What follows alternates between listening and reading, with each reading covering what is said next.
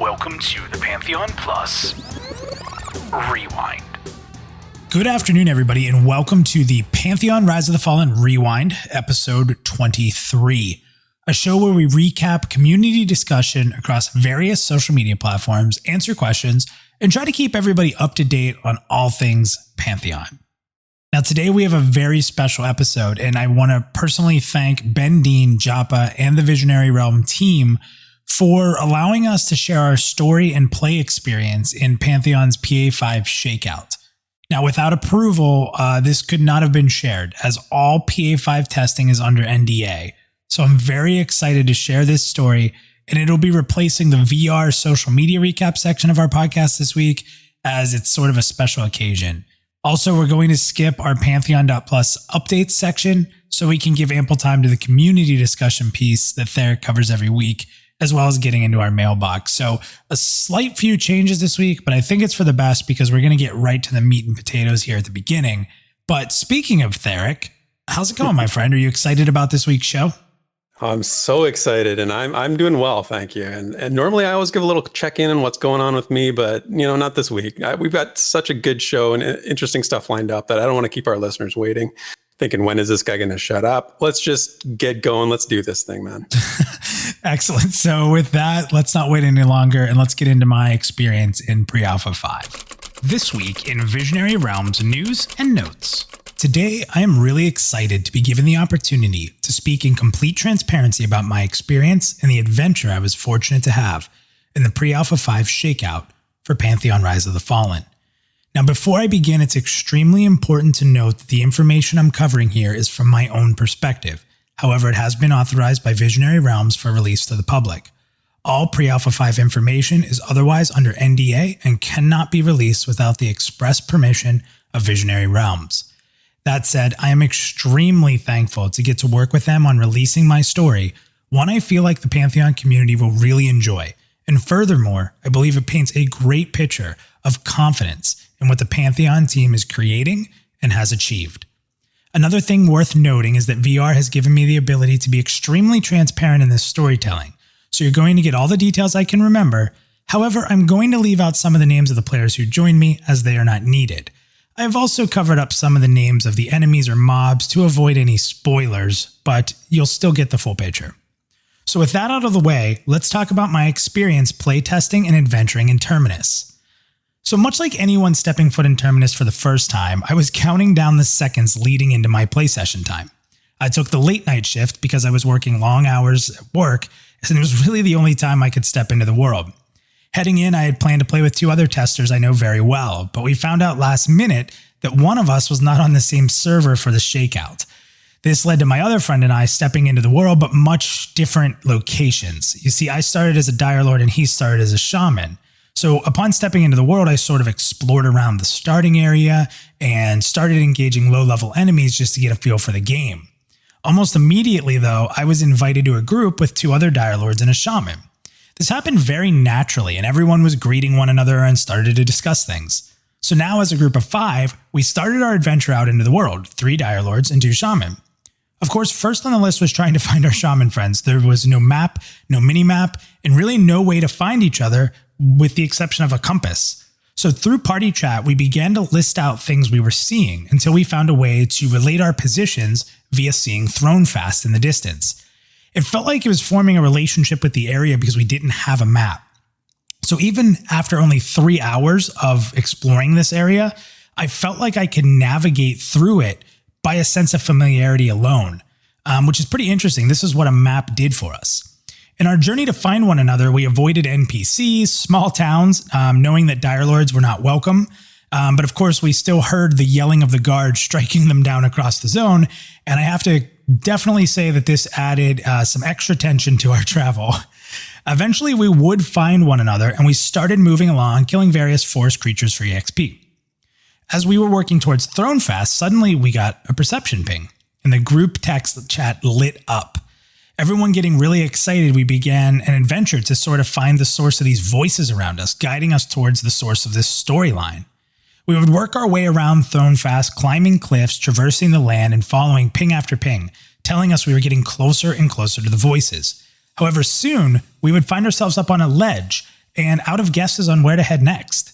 Eventually, we decided to try a rather dangerous climb to an area below, which led to a few members falling to their death. However, those that survived were excited to then be ambushed by skeletons and die. This was our first real wipe of the night. So without maps, we had been paying a great detail of attention to everything. Started to name landmarks where we could meet up, etc. While it took some time, as we were new to the game in the area, obviously, we would eventually all meet back up and start our adventure again, going back to killing some wildlife for XP. As then we stumbled upon a lot of other groups that were camping small areas of like bandit spawns or other enemies, but we decided that we didn't really want to sit in one place and just try to gather experience, that we'd rather explore and level up naturally. Eventually, we would come across a cave in the side of the wall next to the gates of Avenger's Pass. Outside the cave were level 6 and 7 grizzly bears. And for the first time we had seen bears, it was exciting to try to take them out. Now keep in mind at this point, we were only about level 3 across the group. We had to see what challenge these bears would pose because we had taken down some level 5 and 6 bats and wolves, and while it was a little difficult, we were able to get it done. So at this point, we realized that some of the devs were watching us from an invisible state. One of our group members, unfortunately, however, got too close to a bear before we were ready, and he was instantly taken down. He would make his way back, but with the quickness that the bear took down our friend, we sort of knew that we were in for a fight. We organized our healers and designated that I would be pulling back to the group. We attacked the bear first. This was a level 6, and although it was a struggle, we were able to take it down. Our mana and HP was very low, but we got it, right? So it was good. It was a close call. So we sat down, strategized a bit, and then we made our way to pull our second bear, a level 7. And this battle did not go very well. So as I informed the group that I would be pulling, I grabbed a grizzly and began backing it to the group. But I didn't even make it very far as the bear two-shot me and put me in the dirt. Having not even time to gain hate from the bear, it would actually just walk away from us back to its cave and leave my corpse in the middle of the area for all to see. It was a good time, a good memory, but at that point, I had enough of bears. Finally, on night 1, we would find our way all back to each other and discover an area of ruins circled by cursed wolves, wandering spirits, and a very scary direwolf who was level 10. We did our best and successfully avoided the direwolf, but eventually respawns of cursed wolves would end our night, causing another wipe. Night 1 was an absolute blast, but that was simply a small start to what would happen next. You see, in true Pantheon fashion, these strangers and I would come together and decide before the night ended that we would do this again and then finish what we started. A friendship had quickly formed, and we all got together to start a private Discord message group so we could not only communicate more effectively on night 2, but furthermore strategize in advance on what we wanted to achieve. This happened so naturally, and all throughout Sunday, we were messaging each other with ideas about our experience and how we wanted to go about adventuring on that second night together. Through the day, it seemed like over 100 messages were sent in that group, just planning what we wanted to do, and we had decided a few things right off the bat.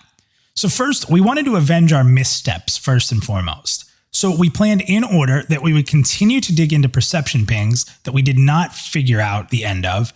We would once again engage the bears who embarrassed me, and we would venture to the ruins, not only to avenge our deaths, but we wanted to establish ourselves within the ruins of the broken down fort and see what was inside. So that was the plan, and we were determined to put it into action. So with us now engaged in voice chat, it was a lot easier to communicate, and one of our party members distinctly remembered how to get back to where we left off in trying to solve the perception pings that we were getting on night 1. Having died at the end of the previous session, I was back at the Dire Lord starting area with another one of my group members who suffered the same fate. We gathered at the top of the hill and started making our way down as we ran into a shaman who seemed to be having a little trouble in a fight. We helped him out, shared some waves to one another, and then having one slot left in our group, I just asked him if he'd like to join us on our adventure, and he excitedly agreed. So now we were a full group. We had 3 shaman and 3 Dire Lords. Because a lot of the mobs we're looking to engage were a lot higher than us, I asked if it would be okay if I main tank and pulled for the group, just to stay more organized. This would allow our healers, for the most part, to focus target me for heals, which most of the time they had to do to keep me from dying. So the group was okay with this decision, and we met up where we had left off in the perception discovery. Now, I'm not going to spoil too many details here, but after climbing down from where we were, the pings started up fast and furious. So we were on the right track had we not fallen to our death and been ambushed by skeletons. And eventually we would stumble upon a wandering group of travelers down a long side path, and the pings just intensified. The group, now in voice chat, would let out excited exclamations when a ping would pop up. We'd all run over to experience and read what it said. This would lead us to another really awesome scene where we would see an Archai undergoing what looked like elemental entombment or something of the like. It was there that we were granted the opportunity to become keepers, but we had an interesting discovery. As we were going through the process, there were a lot of possible response paths, and a few of us took some different paths in the conversation. Eventually, we would all become keepers, but importantly, the voices we would hear were not always as confident in some of us as others. One of our party members would experience pings that would show doubt in his ability to be perceptive, while others were encouraged. To finalize our perception experience much later on our journey, we actually came across a tombstone hidden way back in a graveyard we would stumble upon.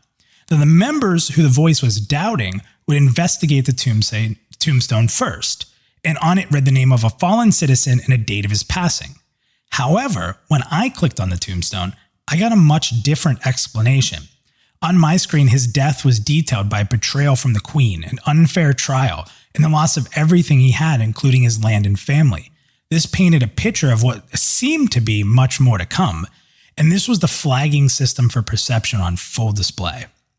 So with goal number 1 completed, we next went to the ruins with the cursed wolves and spirits. There was a group actually camped off in front of the fortress, just farming respawns of the wolves in the area and a couple of the wandering spirits.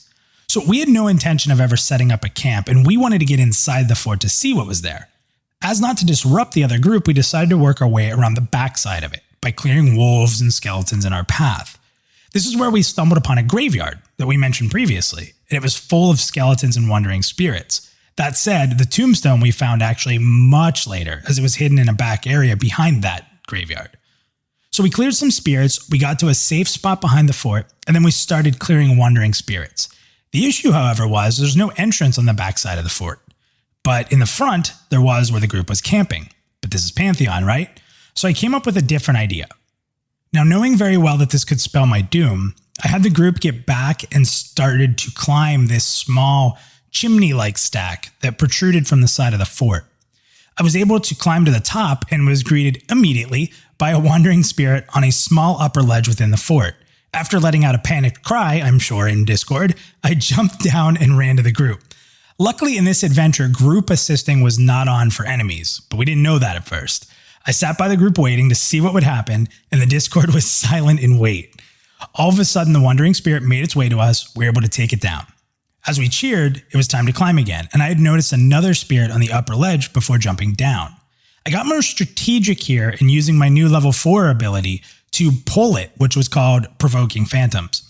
As I climbed to the top, I jumped and in midair cast the spell connecting with the spirit, and surely enough, just like before, it would run to us from outside the fort. So now with it clear, we would climb the area again, establish a safe spot on the ledge, and then I called the group to join us. From there, we'd pull many more spirits up to us and clear the area below and start working our way down. Then a fatal mistake was made.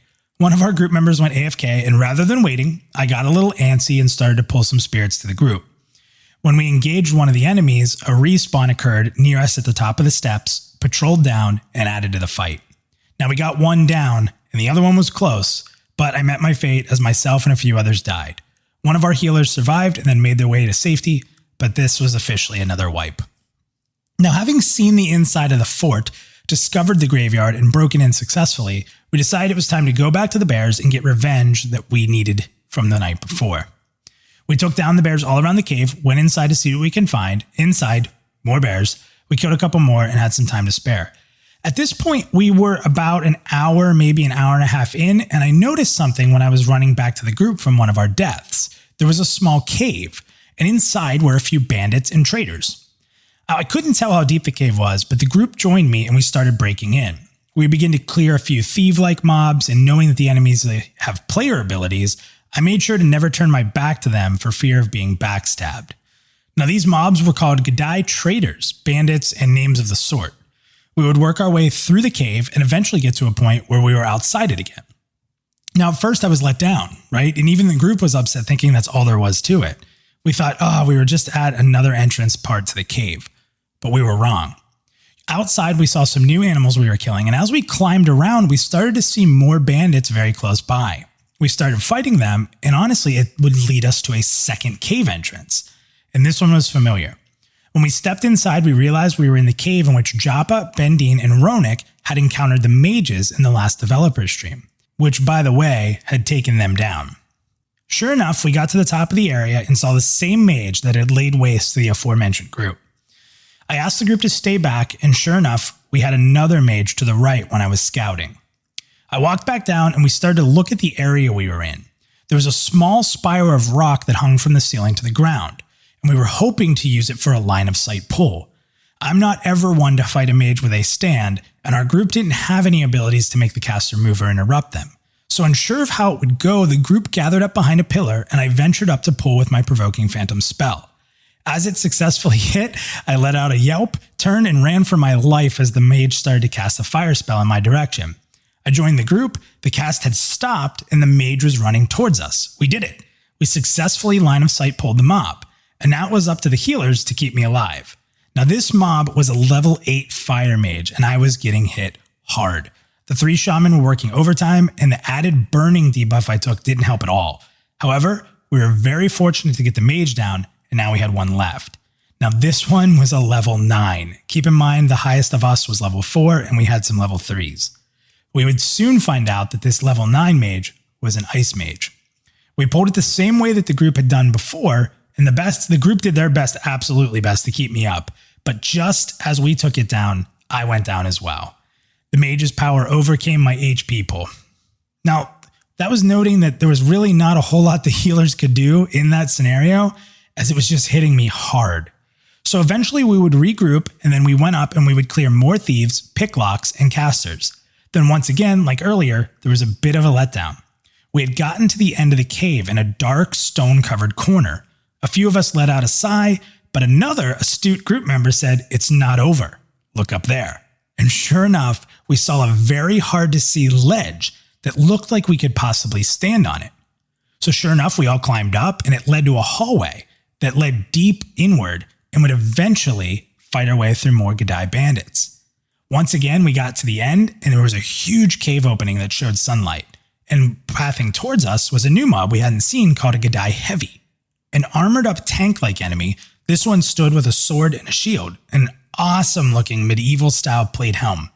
We dispatched him quickly, and he would drop some heavy leather, a huge upgrade for my AC. The group decided there that since we were running out of time, for me to take any AC gear, as I was taking all the damage. I wasn't going to complain about it, as I love loot, but more importantly, they had a great point. As we exited the cave, we found ourselves on a widespread ledge of sorts, overlooking Thronefast in the distance. We were up pretty high, and we found ourselves right in the encampment of the Gadai. There were multiple areas with tents, patrolling enemies, fishermen, campfires, and all the sorts scattered all over the area. We would carefully work our way out of the area, pulling back using trees and corners to make sure we were in control of the combat area. With a few armor upgrades and a dagger from a rogue we took out, the healers were seemingly able to keep me up a bit better, as I was no longer dying from the very challenging ice mages we encountered. As we cleared the area, looking around the tents, we came upon a big waterfall and a large commander-style tent. We knew that this was something important, so we began to clear all around it as a team, pulling back and making sure we had the mana to continue. We had downtime, but not as much that would keep our group away from pushing forward pretty consistently, and we didn't want to get trapped with respawns. As I walked up to the tent, there were 2 heavy guards wielding 2-handed axes in heavy armor, standing guard. I walked around from a distance to see if I could see inside the tent, but it appeared that only another guard was inside. As I walked back to the group, we pulled up one of the guards and on the right side, and we took it down. It was then that a named commander came into view. He was level 10. We had not taken on a level 10 yet, especially a named one. We eyed him up with his 2 daggers in hand and what looked like heavy rogue armor. We were running low on time for the night, so I asked the group, "Are we ready?" Everyone excitedly said, "Let's do this." We had come too far not to try, and we weren't sure if we'd make it, but hey, why not give it a go? We got filled up on our resources, buffed with all the shaman, and then it was on. We pulled them back, and as we prepared, I explained to the healers to heal me constantly, even if I was full. I knew I would spike hard, and I would rather have us die from running out of mana than missing a heal. So sure enough, as the shaman's mana was near empty capacity across the group, the named commander dropped to the ground. We did it. And although very close to dying multiple times and probably not breathing much during the fight, the entire group was alive to celebrate. I checked the loot, and sure enough, there was a new upgraded chest piece with +1 to Constitution and a very heavy upgrade on AC. I threw it on, and the chest mimicked that of the commander, as it was a leather stitched together across my chest with a black, heavy, dark stitching across sort of like a brown, tattered leather. It was then Joppa sent us a message to the group, and he had stated to the best of his knowledge, no one had discovered the area we did, and it was impressive that we were able to band together to get to and take down this mysterious commander. He congratulated us on an amazing adventure, and the Discord team sort of lit up with excitement. It's also worth noting that I experienced very little bugs outside of inventory management issues personally. While I had some suggestions for improvement, my gameplay experience was pretty seamless, but please know that I can't speak for others in that regard.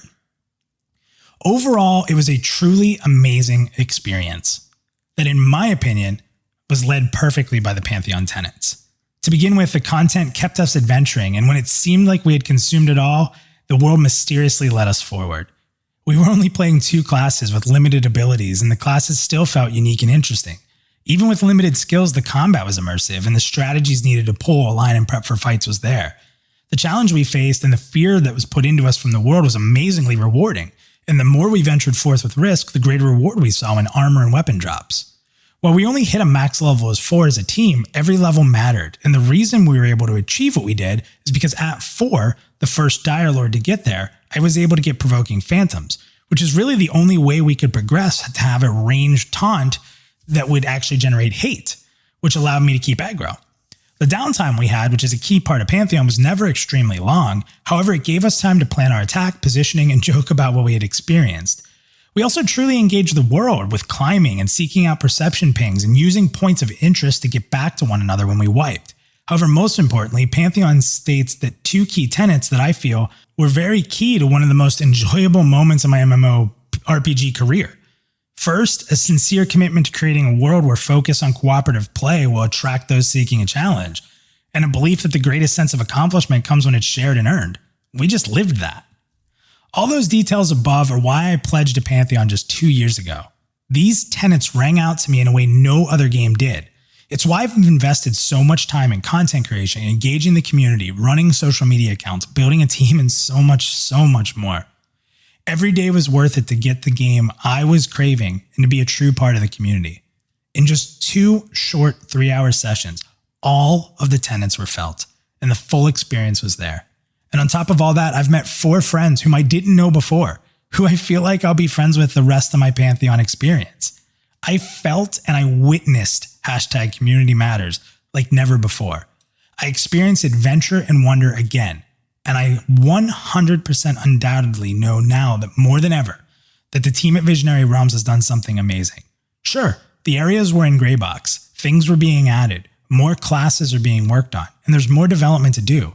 But Joppa's known for saying at the core of development, without all the bells and whistles, that you can still feel if a game is fun, Greybox or not, added abilities or not. And I had perhaps the most fun I've ever had. And I'm not exaggerating here, even in this state. The core of the game is alive and well. Pantheon Rise of the Fallen is alive and well. And to those that didn't get to experience this, I truly hope that you get a sense of pride for what's coming and confidence on what this game will be delivering. I'm not exaggerating any pieces of this. The excitement was true, the friendships were true, the danger and fun and just discovery was amazing. So thank you to listening to my adventure, and thank you to Visionary Realms for allowing me to share it to you in this format. As a reminder, please know that this story is being released with approval from the VR team, and it should be known that the NDA remains in full effect outside of the sharing of this story. I would also note that while I would love to, I will not really be able to answer any questions or give any further details about these experiences, at least not yet. So as Joppa always says, onward. Pantheon fans, we are in great hands. Okay, so first of all, let me just say what an epic story that was. Like, if you're listening to that and you don't get amped up for Pantheon, there might be something wrong with you. But seriously, I know I'm not going to ask you any questions. And I do have a few takeaways while I was listening to it, and maybe some of the things our audience sort of was thinking as well. What you said about the only means of navigation being a compass and landmarks, creating an intimate knowledge with the area, it really speaks to me. And, I love how it facilitated conversation with your group members. It just demonstrates so accurately how a little design decision can do that, right? You mentioned like a relationship with the area, and that planted a seed for a relationship with your group members. So, that's amazing in my mind. And I absolutely loved hearing that. The other thing I noticed is like 80% of the story offered some facet of social gameplay, right?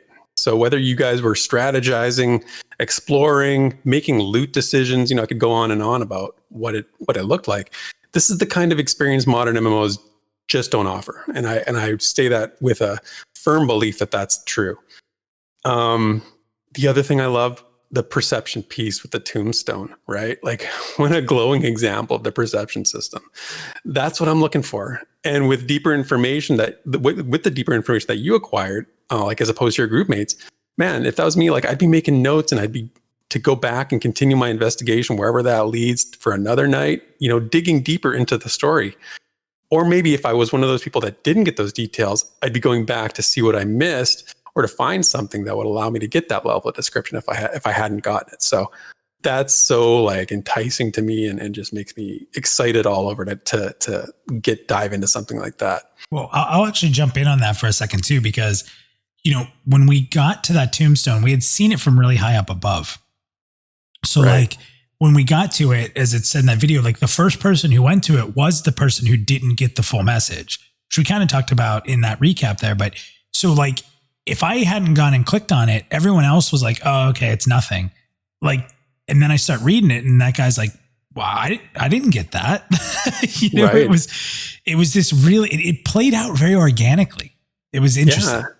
And like, you wouldn't have known that if you hadn't, if somebody hadn't said something, it would have maybe just been assumed, okay, we're done. It ends here. It was an interesting little story, but no, you guys were talking and it was somebody mentioned that, no, there's, maybe come check this out, see what it says. I just find that so interesting. And, you're going to laugh, but I got to mention that if we ever go camping, you and me hiking or something like that in real life, I'm going to feel pretty safe because if we run into a bear, I know all I got to do is outrun you because the bear is coming after you. Every game we played, a bear has attacked you and killed you. What is going on with bears and me? Like, do they know I don't like druids? Like, is that like, is there already elven druids conspiring against me across games? The elven gods are watching you at all times. And every time you speak ill of the elves, another bear is tapped to find you in game and take you out. So that was the question I had. I was going to be asked, like, what did you do in a past life to anger these bears so much? But I stand by my belief that I will feel safe if we ever go out in the woods together. You don't have to be the fastest one. You just have to be faster than the person you're with, right? Exactly. That's right. Okay. So those are my reflections. I'll just finish up and I was so inspired by this. And I mentioned to you this earlier today. I'm happy to announce I've upgraded my pledge from champion to VIP level as of this morning. This, hearing this story answered, whatever questions, if I had some, lingering concerns or anything like that, it certainly answered those questions. And it's time for me to put my money where my mouth is and, get this game to launch. So I hope everybody listening had the same sort of, enjoyment listening to that clip. And I think we're in pretty good shape, eh? Yeah, without a doubt, man. And, we're going to put a poll out there and Basgrim did it first. So I don't want to pretend I'm not stealing his idea because I am, but we're going to put a poll out there eventually and check for it on all the different social media. But I just want to know, like, has Pantheon Plus, whether it's Theric, myself, Drac, anybody involved, have we helped you decide like to pledge to Pantheon at any point? Like, have you upgraded because, of the content and the excitement we show? I'm kind of curious to hear what the listeners have to say. Like, have we had an impact? Because at the end of the day, Theric, we really do this because we want Pantheon to succeed. We want Pantheon to come out and share it with everybody and bring more fans in. So I'm kind of curious if we put a poll out there, just like, have you pledged because of us? Have you upgraded because of us? Are you thinking about it or haven't you? or, were we not involved type of thing. We might put that out because I'd like to know if we've had an influence because that's important to me. So what do you think? I think that's a great idea. Yeah, I think it's a great idea. I'd love to see what people have to say about that. And I think it's like you said, a big part of what motivates us to do this kind of stuff is just to, get people involved and bring people in. And, at the end of the day, we want a world full of people when when the game launches. Yeah. Well, everybody, that is my experience in the pre-alpha 5 shakeout. Again, remember the shakeout was a very small segment. It was made to test some stuff for VR. This is not the full PA5 experience, which says quite a bit for the adventure I was able to have. And please, I'm just going to reiterate one more time that anybody who is in any sort of testing, that it is under NDA to give any of that out. So please don't do it without ever consulting VR first. We are very fortunate for them to allow us to put this out. And we worked with them very hard to make sure we were, not spoiling anything too, because we don't want to spoil anything for you guys out there. So that's why a couple names were removed and things like that. But again, just thank you to Visionary Realms. And we hope you guys have enjoyed this little special story. And with that, that's it for VR news and notes. When the Pantheon community speaks, we listen. So let's dig into social media and see what the discussion is all about.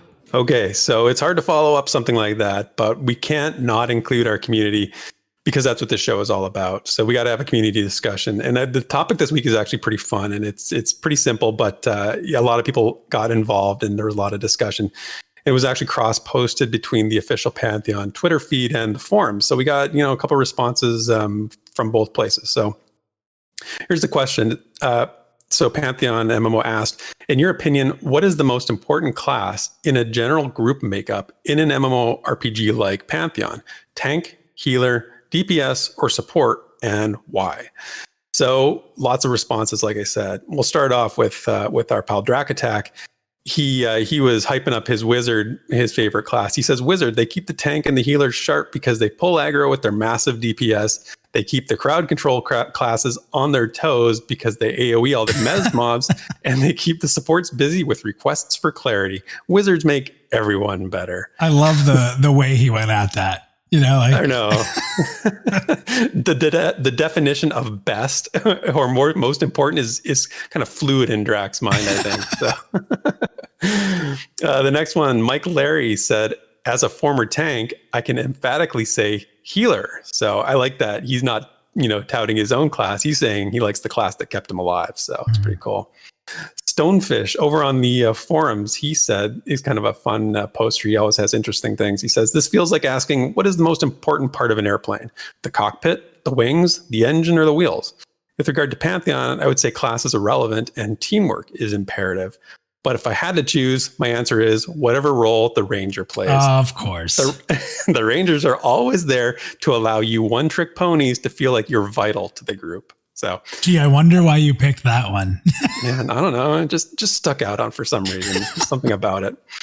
Stands in Fire says, as I said elsewhere the other day, not the most important, but good DPS is criminally underrated, and just how smooth they can make things go in a group.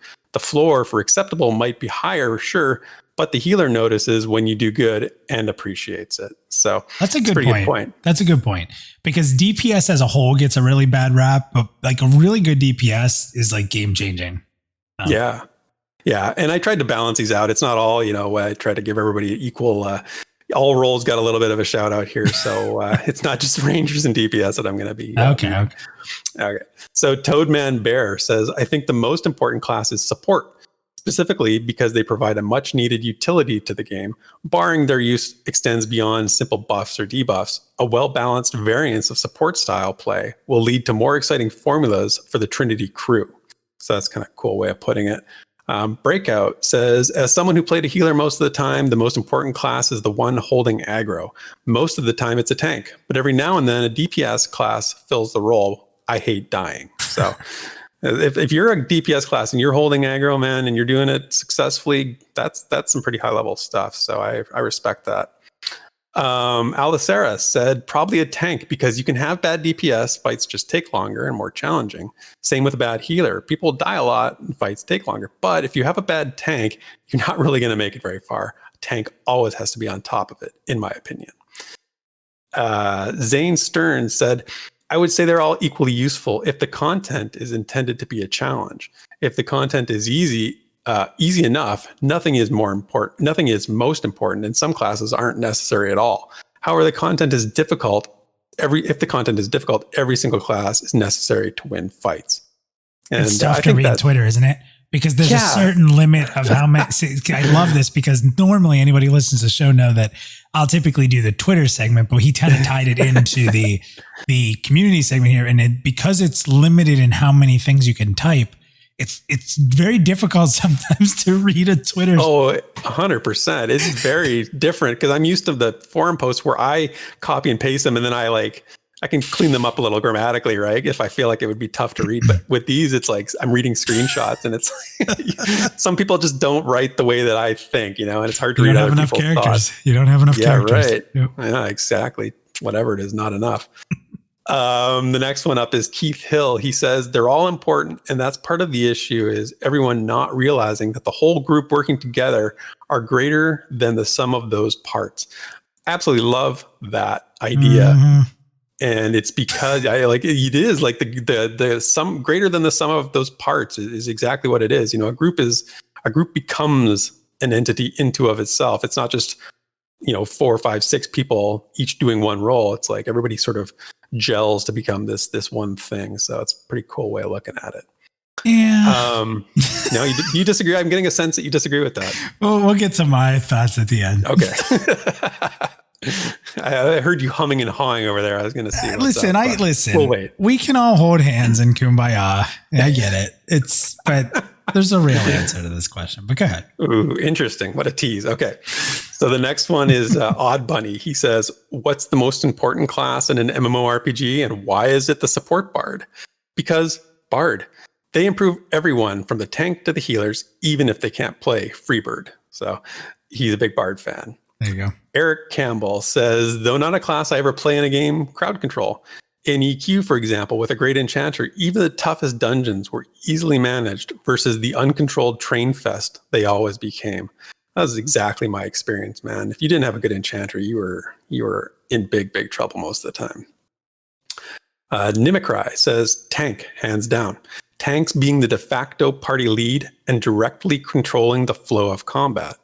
So yeah, I don't disagree with that necessarily if you're the tank and you're sort of in that role. Well, going back to Eric Campbell for a second. So this question isn't, in EQ what's most important or in Pantheon what's most important. It's in MMORPGs. There's been one MMORPG where there's been an enchanter. That was EQ1. Even in EQ2, you didn't really need to mez and do stuff, right? That's true. It's really hard for me to put a support as the main when literally it's been in one MMO in a significant way. So I don't know. Yeah. No, you're right. Smaller sample size, smaller. It was definitely important. Don't get me wrong. It was very important in EQ to have a great enchanter, in some situations. It made things easier for sure. It made things easier in like duos, trios type of situations, a lot more than full group, in my opinion. Yeah. And but I think the idea is the template, it's EQ is, and it's not a copy, but it's a template for what Pantheon's going to be most closely resembles. It'll be modern. It'll have, elements of other games for sure. But I think that when people are thinking about Pantheon, they're thinking about, in EverQuest, the enchanter fulfilled a role that is going to be very necessary in Pantheon, I think. At least I hope so. I don't know. Maybe not. Could be wrong. We'll see. It's most important. I don't know. Okay, we'll go. I'll talk forever. I'll wait till the end. Okay. Next up is Anwene, and they say shameless you say plug. Their names so much better than I do. Well, I picked the easy ones, man. You make it hard on yourself. I've never been able to say their name. We've had practice with that one though. It's like they've been on the show a bunch, and so I still can't. I feel like I know this person really well now. I can say them on the street and be like, "Hey, what's up, Anwene?" All right. So they say shameless plug healer. Without a dedicated healer, a group won't get too far. But really, a truly successful group depends upon the classes to be played with a fair amount of proficiency. That's really the cornerstone. Sarah Cannon says, it's more important to have a group of people who know how to play their class to its full potential, to be kind and communicate well. Other than that, it's very situational. Fictional Gaming says DPS makes a strong case. If you can't kill mobs fast enough, then respawns start happening. Healers go out of mana. Supports go out of mana. Potions run out. DPS have some CC that is utilized to minimize pulls. And he's basically saying, I'm trying to offer an outside opinion out of tanks are number one. Yeah. So that respawn piece is very important, especially for Pantheon. That's one of the best cases. Fictional Gaming just put the best case out for DPS, I think. Yeah, so Fictional Gaming wins the Twitter poll in your for DPS. Our buddy Furious Pierre. I've decided that his Twitter icon is no longer pancakes. I'm getting away from pancakes. It is definitely some sort of a cake now at this point. So is it? Yeah, definitely. Anyway, Furious Pierre says a good utility class can make or break soup. a group. What? It's that soup that has the cheese melted over it. It's like French onion soup. Is that what you're thinking? I don't know. Maybe. I think that's what you're thinking. I don't think so. It's definitely some sort of cake with like icing on it. Anyway, I feel, what are we talking about? Our listeners can't even see this. Look up Furious Pierre on Twitter. Good. Yeah, that's right. Check them out. A good utility class can make or break a group with decent CC slow. You could tank and heal with hybrids. If you have both heals and tanks, you make their job 100% easier too. From the forums, Gintaki88 says, this is kind of funny. He says, kind of depends on who you ask. Tanks will stand there with their arms by their sides and say it's them. Healers will call you all hopeless idiots without them. And there goes the DPS off getting killed. He sees like no class is important. He's like, they're all morons. Everybody thinks they're important, but nobody is. See, I read that more as like tanks are important, healers are important, and oh great, the DPS is dead again. Yeah, well, you might not be wrong there. A Just says class is hard. Most likely a healer, a little bit more than a tank. Someone has to keep the people standing in fire alive. That's very true, because people always stand in fire. That's true. Gast says, I like the way he says this. He says, DPS, get learned to make stuff more deader. Sounds like Homer Simpson or something like that. Strieg says, this is a good one. Whatever class the group leader is, if someone doesn't put forth the effort to make the group win, then nothing works. I've seen so many times a full mixture of classes all looking for group, but no one wants to start the group. Mad respect for leaders. Super agree with that. And I'll talk about that in my piece at the end here, but I know you probably agree with that too, right? Mm-hmm. Yeah. And then finishing up here, Pickles says it's a good puller. Is that support, DPS, or tank? Maybe a combination of those. Been playing classic WoW, and when you don't have a good puller in a raid, I want to die. So another one of those, like somebody said leader, he says puller. So it's not necessarily those 4 roles defined. It's more like other sort of roles. And then lastly, Counterfletch from the forums says every team needs a heal monkey. Without a healer, who will you blame for the wipe when the DPS pulls adds, when the tank is at 15% hit points and you're out of mana? So lots of good replies there. Like I said, if I have to take one of the 4 choices that were offered, I'm going to say healer. For me, I think it takes a lot of skill to understand timing of a good heal. When that damage spike is sort of incoming, and when you have to protect yourself for the greater good of the group, like if it means letting somebody die, tough. Yeah, healing yourself is what makes a healer a great healer versus an okay healer. Is like if they're good at keeping themselves alive and prioritizing. Because like I've healed a lot of times where I'm just looking at everybody's health bars except my own. Yeah, right. Exactly. Yeah. And I've never played, I've never mained a healer. I've played them sort of a little bit, but nothing, never been the focus. And there's a selflessness about playing a healer that I respect a lot. But if I give the answer I really want to give, I'm going to agree with what Strieg said and talk about the leadership role. I feel like any group can be successful more or less with someone who has like the confidence, communication skills, and the wherewithal to lead a really good group. But so Minus, I know you replied on this one. What's your take here? Yeah, so I'll read my Twitter post and then I'll go into it a bit here. So It says, although I'm looking to main a rogue in Pantheon MMO, and I'd love to say all classes matter as some people have and sit around the circle and we'll all, again, kumbaya and life is great.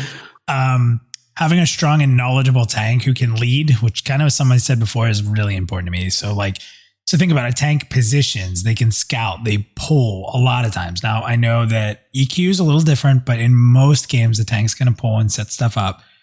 guide, plan, and typically take that leader role. If you look at a group, I think 9 out of 10 people would say it's usually the tank who steps up to control the group. You kind of go at their pace. They kind of check in. They're pulling back to you. I get it that there's going to be some people who would say, well, an EQ, Rangers pulled or Monks pulled or, but generally when we're speaking all MMOs, a tank is going to typically pull position, line of sight, that kind of stuff to get the pulls in, or jump into an AoE and grab group aggro. Whatever it's going to be, I can't for the life of me pick anything other than tank. Healer's close second. Support is a distant last place, because if you have a good healer in tank, you can do anything. I mean, that's the end of the day. Yeah. Unless there's like cooldown timers and specific moments where DPS has to be really strong, 9 times out of 10, if you have great tanks and healers, you can achieve anything. That's kind of where I'm at on it. Yeah, hard to disagree with that. You just see a lot of evidence of that, and it's pretty. It's the sort of the 2 basics, right? Just survive and eventually wear them down enough. But doesn't lessen my love for DPS. But you're right.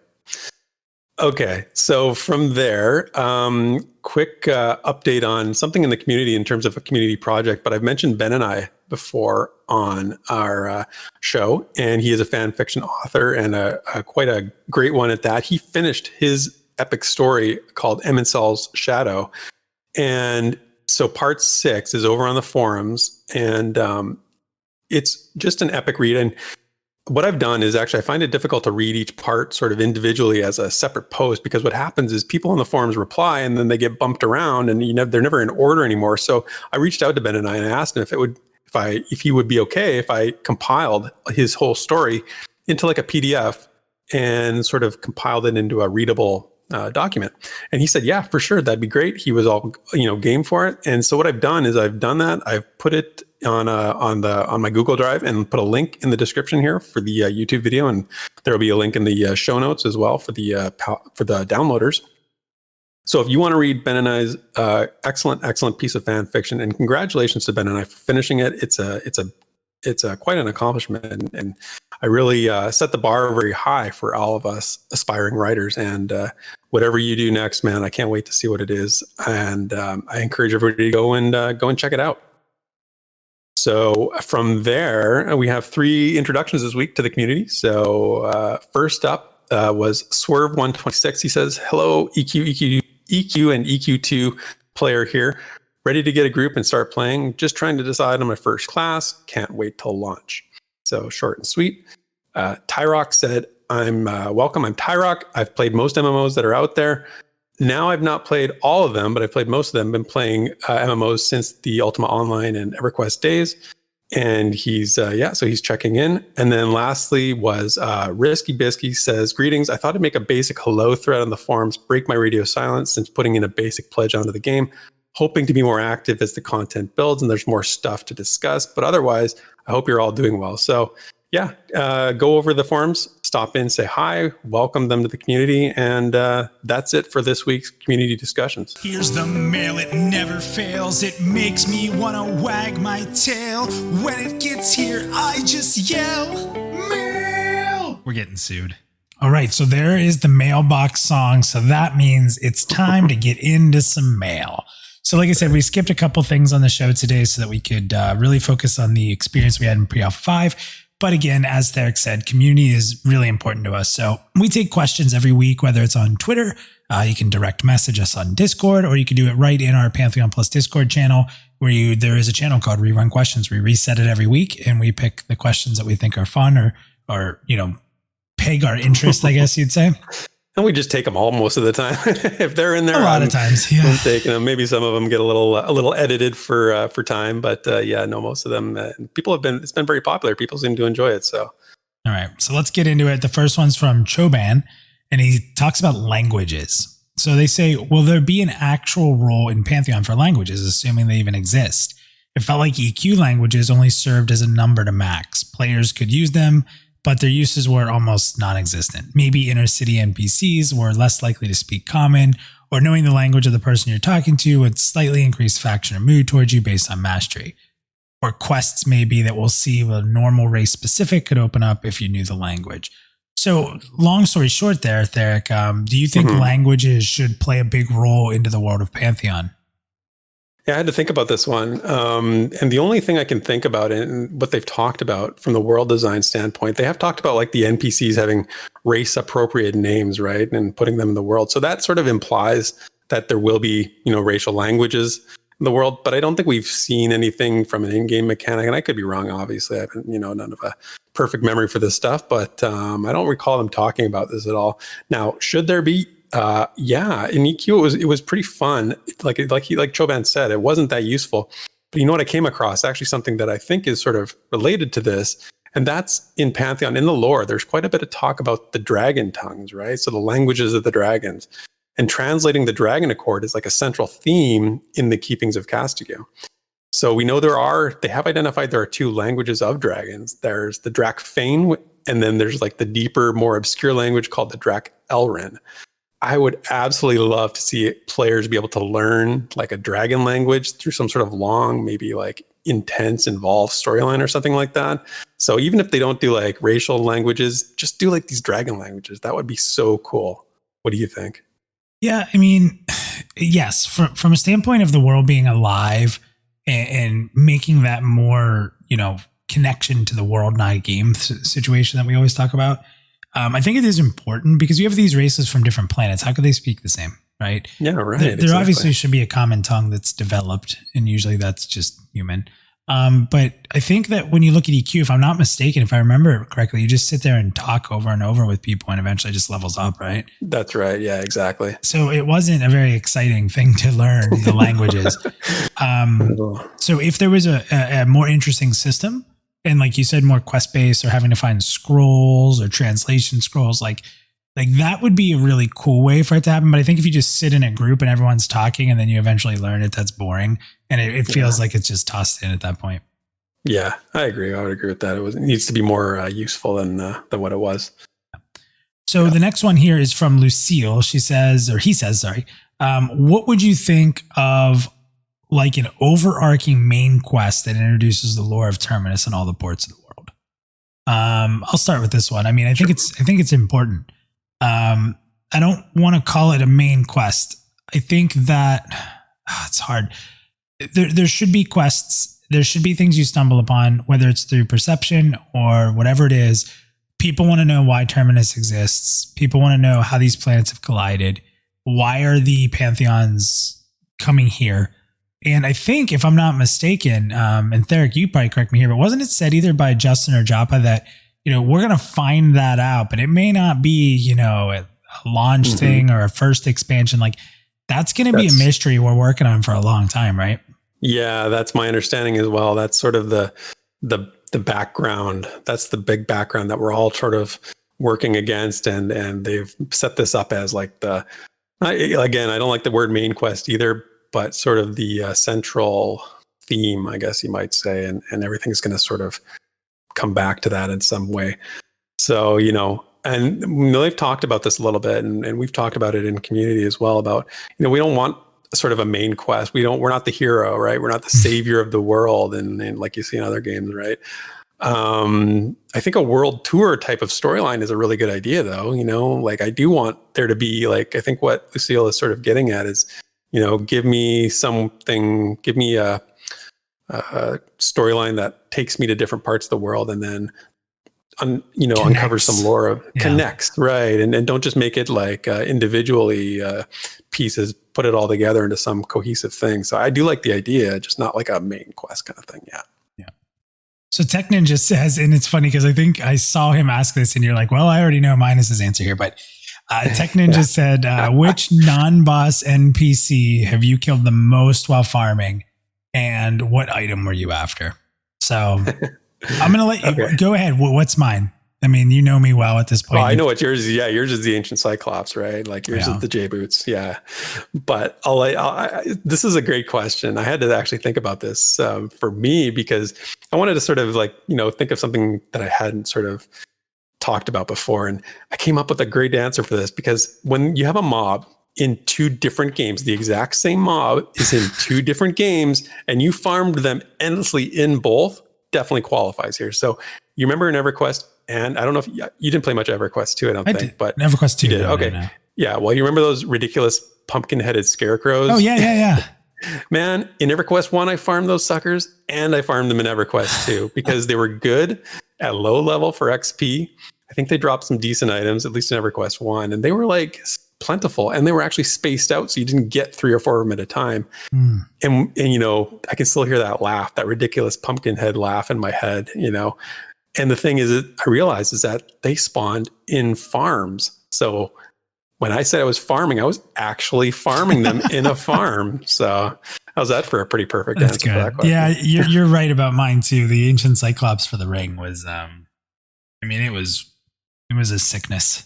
It was. I had J boots on my bard, which is useless, really. I mean, you have your bard song, it's faster. So, yeah, I mean, I had them on every character, and I had to have them. Like, I had to. I had to just stand by people in the East Commons tunnel and right click them. So it said, you know, Blood Scar moves faster, you know, or Dark Sin moves faster. I just click it a million times so their screen would fill up as I stood next to them, just to let them know I had them. Just flexing on all those just ancient flexing Cyclops. everybody. Yeah. So it's that's definitely it. I don't know if it'll ever be topped either. So we'll see. We'll see. Shepto said, what item or items do you remember wanting but never being able to obtain because it was removed or changed from the game? So he gives examples of like a mana stone, moss covered twig. And obviously it doesn't have to be EQ. I'll start with this one. So, and I'm going to get this wrong. So you're going to have to correct me, or someone in chat's going to have to correct me. But so there was an original EQ in Guck, in the assassin room, or was it the supplier was up there in that little room you climbed up the ladder, and he dropped the Mask of Deception. So I think, if I'm not mistaken, and this is where I might get this wrong, the Mask of Deception was the second version. And the Mask of Deception only worked for rogues and bards, I think. And you could turn into a dark elf. But the original one worked for everybody. And I think that was called the Mask of the Deceiver. The Guise of the Deceiver? Guise of the Deceiver. Maybe that was it, yeah. So I never got the original one. And you know me, I love changing my form. Like, I love items that turn you into a skeleton or you know, turn you into the opposite races. Like, I just love stuff like that across every game. And I never got that original one, and they removed it, so I wasn't able to. Yeah, I think you're right about that. I wouldn't try to correct it because my memory isn't great about that either, but I think you have it right. That's a good example. I hadn't thought of that one. For me is Rubicite armor.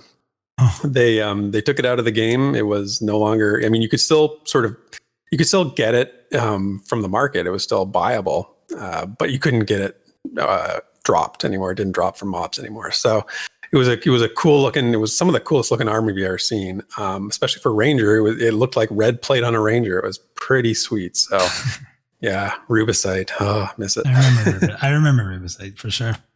Yeah. JJ said, we know the goal of Pantheon is to be an old school MMORPG in the modern era.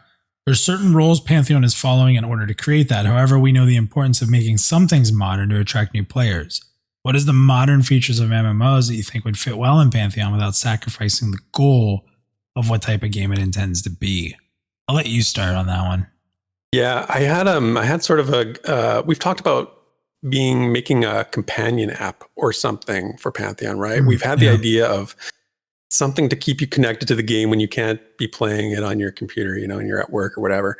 And we've theory crafted about that. Now, like I said earlier, I've been playing some Final Fantasy XIV recently. They have a companion app for that game. Now, I haven't delved into it and I haven't fooled around with it too much, but it just shows that it can be done. Like, I think it's a good idea and I think obviously if another, you know, game and another company like Square Enix has done something like this, there's obviously some potential for it. So I would love to see something like that get developed for Pantheon down the road, or, you know, at least some sort of idea along those lines. What about you? Yeah, that's a good one, actually, because like I remember looking at the WoW Armory quite a bit and just being able to look at my character when I wasn't playing, or, you know, think through some stuff. So that was pretty cool. Be able to show people my character, you know, hey, check out my character, right? This is tough. You know, I should I say it? I mean, I think people probably know what I'm thinking here, right? I think I know what you're thinking, but I hope not. I'm not supposed to say it, but transmog. Yeah. Okay. That's not as bad as I thought. I thought you were going to go with the I word, the instancing word. I was thinking about the instancing word, but we've gone into that. I've said that already. I said, I think there's a room to do open world 90% of the time with 10% instancing so you can see epic stuff. But I've been there and done that. So, we've talked about transmog. I think that it is, and I've talked about this a lot, and people who watched my video who were not happy with me missed something I think that's really important. In a game where you can't remove items from the economy in an easy way because everything's tradable, having transmog make you sacrifice items is a huge economy keeper. And I think that it adds value to crafters who are making older gear that people want to keep into their collection. I just think that there's everyone's fears of the bunny costumes and shop and all that nonsense. I just think that it would really help the game's overall economy to have a sacrificing system and to have like a gear library. I do think that would be important, but I know people are going to flip out in chat as I'm saying this. People are mad in chat, I'm sure. Go watch Minus's video again. You can get mad all over again. Geez. But you can also hear a very good argument as to why it should exist. So. Maybe. John Wayne says, what are your thoughts on in-game NPC tributes for characters and people in real life? Eric? Well, I'm going to say with one exception, I don't really want to see anything like that in the game. I don't want to see anything sort of referencing real life stuff in a fantasy world. Keep the outside world outside. The only exception, obviously, would be something in Pantheon for Aerodune, and I think we know that they're going to do something like that. They've said as much. So obviously, that would be fully embraced, and I think nobody in the community would be against that. But outside of that, I'm going to say no. Yeah, it's tough because there's part of me that says, like, if we're playing Pantheon for 10 years and there's people who've had a huge impact on it and something were to unfortunately happen, I think that there's a very, I don't know, when you're talking about this world we're in, right? Like there's to be able to honor somebody and have that memory in the game that a player can walk up to it and even ask a veteran player, like, what is this? And to be able to kind of remember somebody who is important. If it's done tastefully, I think it's cool. Like if it's, a Chuck Norris statue, I'm not into that. But if it's actually meaningful and deep to the progress of the years that we hopefully get to play Pantheon, I think it's cool. And yeah, Aerodune needs a statue. So, I mean, I think we all agree on that one. So, but yeah. So last question in the mailbox from Gulu Gulu. He says, if you could create a bard song or a necromancer spell named after Pantheon plus community members, what would their effects be? I'm going to let you go first. I got a good one for this. I'll let you go first. Oh my gosh, this is ridiculous. After a Pantheon plus community member. If you have one, you have to go first because I'm not ready. Okay. So this definitely requires some creativity. I would not be wanting to try to create this one on the spot, answer this one on the spot right now. So I feel for you, but I decided to go with friend of the show, Zergjerk. And we know a lot about Zergjerk. He talks about himself a little bit, like real life stuff, like what he does for a living and that kind of stuff. And we know about his preferences for like weaponry and that kind of stuff. So I would make a bard song for Zergjerk called Dance of the Dwarven Spears. The effect would be that when you wielded spears, they had to be spears, they would become electrified and they would gain an ability to kill instantly any gnomes. And I know Zergjerk would appreciate that. That would be his song. And so I know it's a bit of an inside joke, but I know Zergjerk listens to the show and he supports the show like crazy. So he'll appreciate that one. I thought I had to give him a little bit of love there. So, yeah. Okay, I got it. You got it. Okay, good. I'm ready. Hit me. I'm going to call it the Manuscript of 187. And it's going to be a bard song. And it is able to be channeled as long as you would like it to be. And as you're channeling a mob who is a caster who has to concentrate, their spellcasting speed is nullified to almost zero because they have to be able to listen to the extreme details of the song and they cannot look away until that conversation is finalized. So that is the Manuscript of 187. Wow. That's perfect. Wow. For on the spot, that's pretty good, man. I got to give you props for that. Holy cow. Yeah. 187 is verbose, certainly capable of long twisting manuscripts. But he's on point. I mean, that guy has a 100%. encyclopedia of knowledge, but if you're going to get into the talk, know what you're talking about because he does. So if you don't, back out and bow and say, I'm sorry, sir. That's right. Good advice. Good advice. All right, guys. Well, you joined us today for what we would consider a very special episode of The Rewind. We hope you enjoyed our story about the experiences that I was able to have in Pre-Alpha 5. And we hope that you, if you're just discovering us for the first time, that you enjoy hearing from the community. It's a lot of what we do on this show, and we hope we see you back when we're not doing exclusive content. We really appreciate everyone who gives us their time. So with that said, we will see you next week.